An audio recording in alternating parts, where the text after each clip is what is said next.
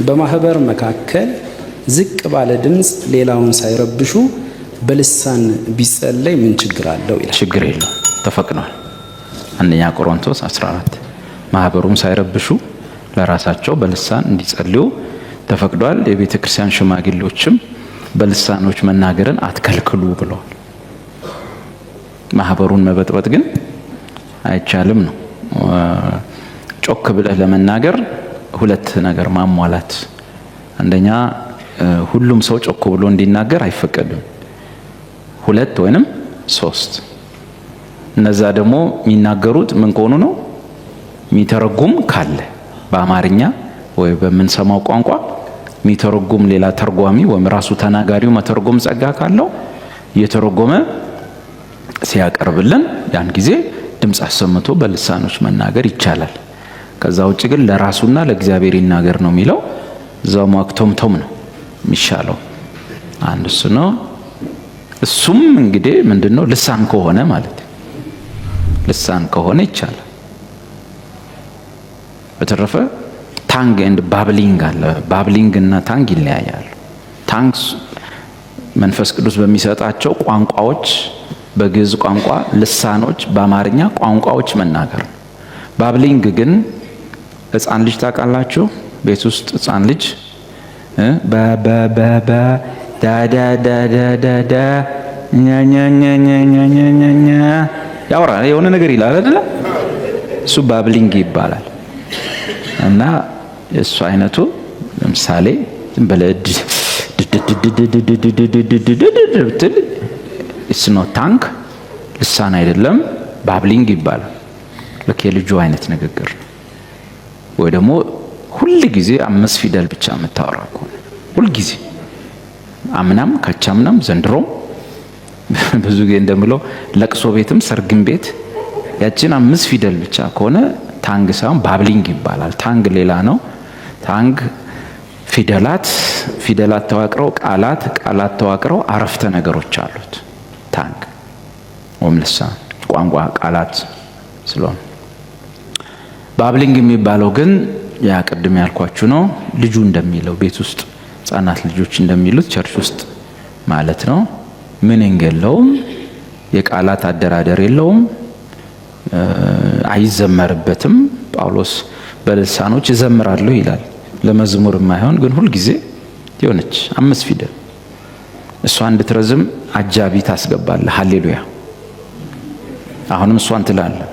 ሃሌሉያ፣ አሁንም እሷን ትላለህ። ሃሌሉያ። ስንከታተልህ እሷን ብቻ ነው የምትለው። መጨረሻዋ ወይ ሳ ነው ብዙ ጊዜ ወይ ዳ ነው የምትሆነው። እሷን ማለት መጨረሻዋ ወይ ሳ ነው ወይ ዳ ነው፣ ከሁለት አንዱ ነው። እሷ ባብሊንግ ትባላለች።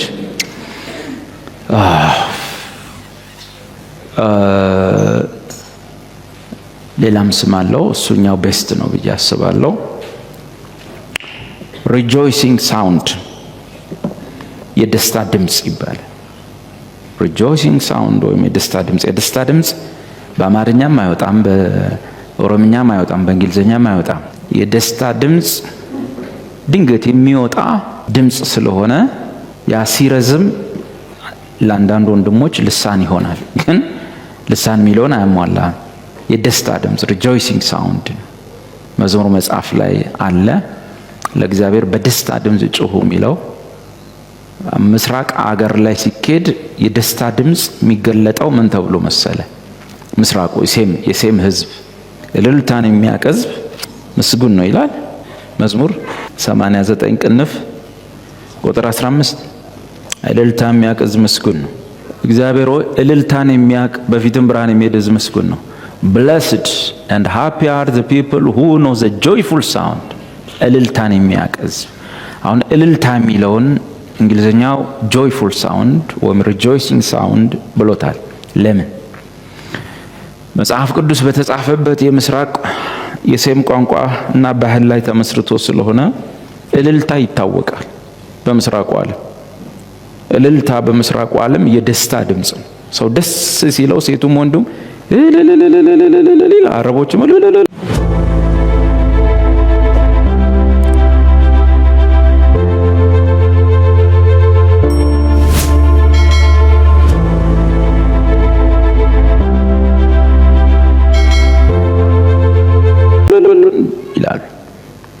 እና ደስ ይላቸው ነው ይው ሃሌሉያ ሃሌሉያ ይሄን በደንብ ያዙልኝ።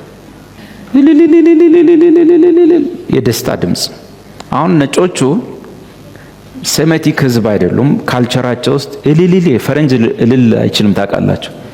ሰምቶ ማያውቅ የት ነው? ምስራቅ ዓለም ሲመጣ ይቀርጻል በካሜራ ገርሞት ምላሳቸው እንዴት እንደዚህ ያለ ብሎ አስጠግቶ የሚቀርጸው አፋቸው ጋር ነው ራሱ።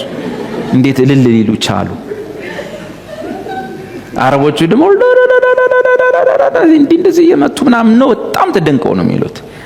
ስለዚህ ምዕራባውያኑ ይሄን የመጽሐፍ ቅዱስ ክፍል ወደ ሀገራቸው ሲቀይሩት እልል በሉ ወይም እልልታ ቢል አይገባውም ሰው ባህላቸው ውስጥ ያ። ከዛ ምንድነው ይሄ እልል የምትሉት አሉ ሲተረጉሙ። የደስታ ድምጽ ነው፣ ደስ ሲለን እልል ነው እንዴ? እኛ እኮ እልል በሉ ሲል ምን ማለት ነው? እልል የምን ድምጽ ነው? የደስታ። ኦኬ በእንግሊዘኛው ሲቀይሩ ምናሉ በደስታ ድምጽ ጮሁ። ለፈረንጆቹ ምን ተባለ? በደስታ ድምጽ ጮሁ። አሁን እንግዲህ ፈረንጅ ምን ሊጀምር? አቤት የደስታ ድምጽ rejoicing sound ምንድነው? እንግሊዘኛም አይደለም አማርኛም አይደለም። የሆነ ነገር ታች ሲያደርግ ምታወጣው የሚፈነቅል ማናቸውም ፊደል ሊሆን ይችላል፣ ድምጸት ሊሆን ይችላል፣ ጮኸት ሊሆን ይችላል። እሱን rejoicing sound ሲሆን አንዳንዶች ወንድሞች ልሳን ይሉታል። ይመጣል መንገድ ላይም እየሄድክ ይመጣል።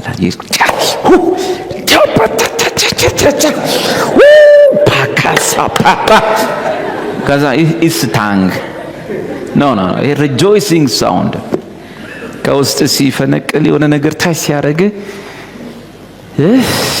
የምታወጣው ድምጽ ነው።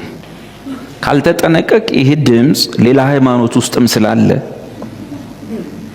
እንዳትመሳሰል መጠንቀቅ ነው። ልሳን ጀመሩ እንዴ እንዳትል።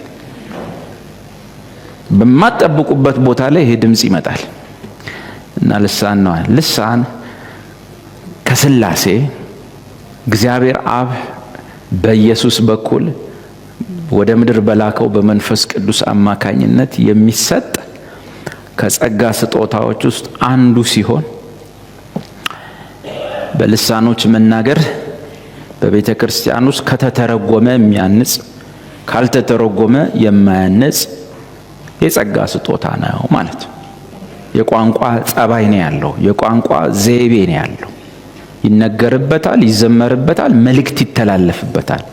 ተርጉሞ ለማህበሩ ይናገር ማለት በዛው ውስጥ መልእክት አለው ለጉባኤ የሚመጣ ማለት ነው። ግን ሁሉ ጊዜ ቅድም ያልኩ ይራባዱና ማክራሳ ይራዱና ማክራባሳ ይራዱና ማክራባሳ ሃሌሉያ ሃሌሉያ ይራዱና ማክራባሳ። አሁን ይሄን አጭር ነው፣ ተመሳሳይ ነው። አረፍተ ነገር ሊሰራ መልእክት ሊያመጣና መልእክት ሆኖ ሊተረጎም